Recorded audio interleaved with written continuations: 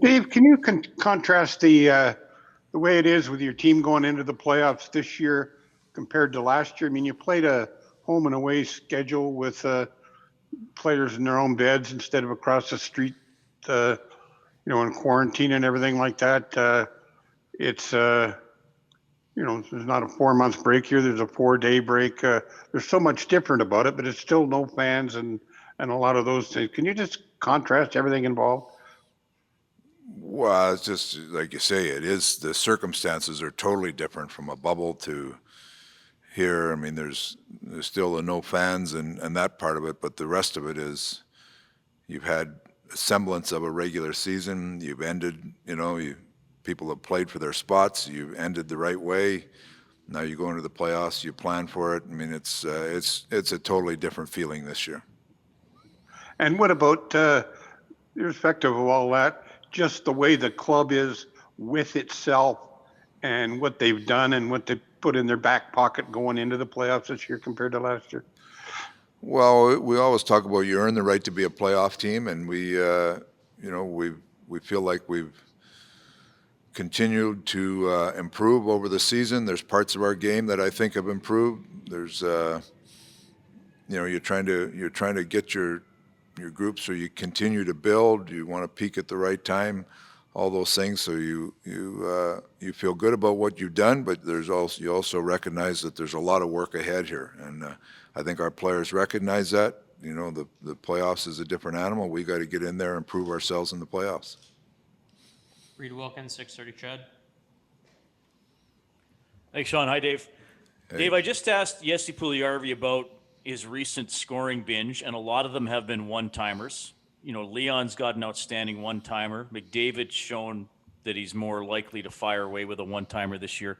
Like, as a coach, is that really something you'd like to see? I mean, don't dust it off 20 times. Just get it on net while the goalie's still moving or not even there.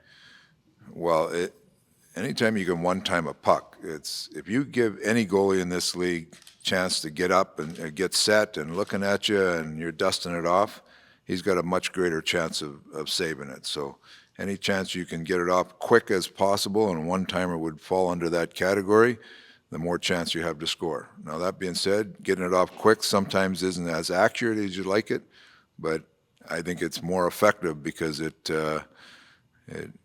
doesn't allow the goaltender to set up. And just in terms of tomorrow, based on what we saw today, and I think you referenced it the other day, Hassan, Nygaard, and Cuckoo, could we see those three guys? Possibly all three, yeah.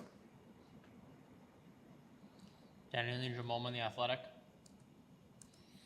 Hi, Dave. I just wonder, for a housekeeping thing, I didn't see Ryan McLeod on the ice. Do you have any update on him? Yeah, I just wasn't feeling well together. We kept him off just out of precautionary.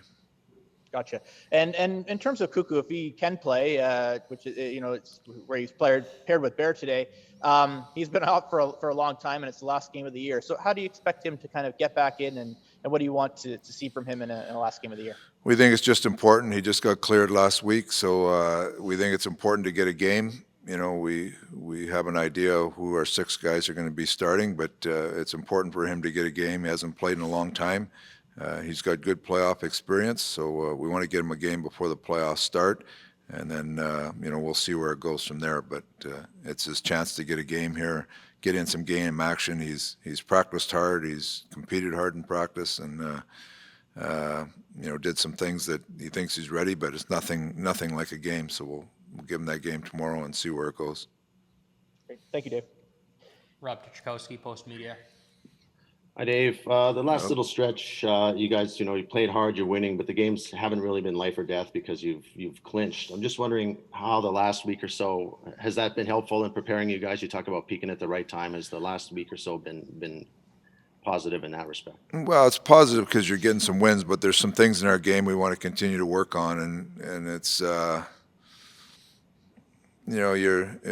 games are different once everything is clinched, and both teams are, with us in Montreal the other night, both teams are out there. You're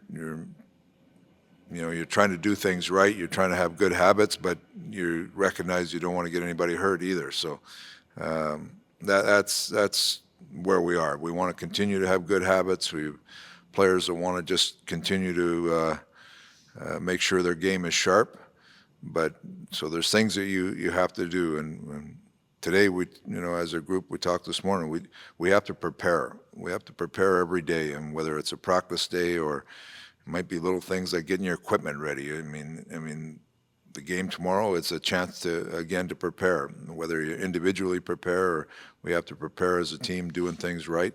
Those are all factors that we continue to push, and that's the way it's been the last week. We have to continue that until we get going on Wednesday. I was going to ask, is Saturday basically a game that you just want to get out of the way, or if you only have one game in 6 days before the playoffs, is there a little more focus that would be attached to it? No, that's the reason when you only play one game within a week, you use that game to make sure your game's in order, and it's an individual game, a team game.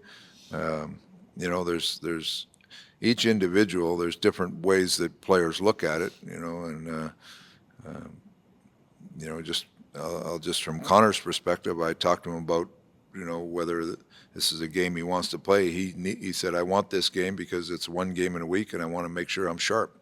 So there's things like that each player, they look at, and we want our players dialed in to make sure they're at their best on Wednesday night, and we'll do everything in our power to make sure that that's the case. So tomorrow's game is another chance to stay sharp. Derek Van Diest, Post Media. Hi, Dave.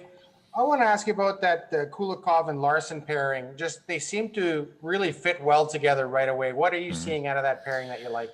Just really solid. There's nothing spectacular about them. They just go out and get the job done, and that's what we were looking for. Kulikov he's a real good veteran.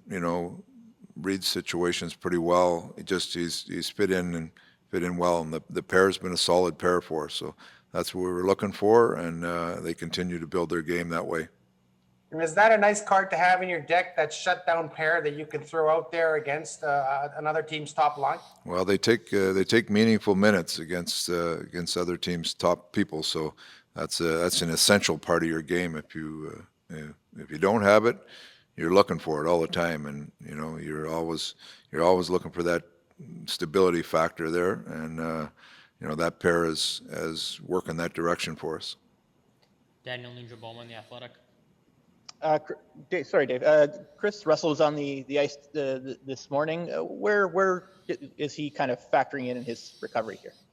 He's still some time away, but he's improving every day, and we'll kind of monitor day by day and see where he's at.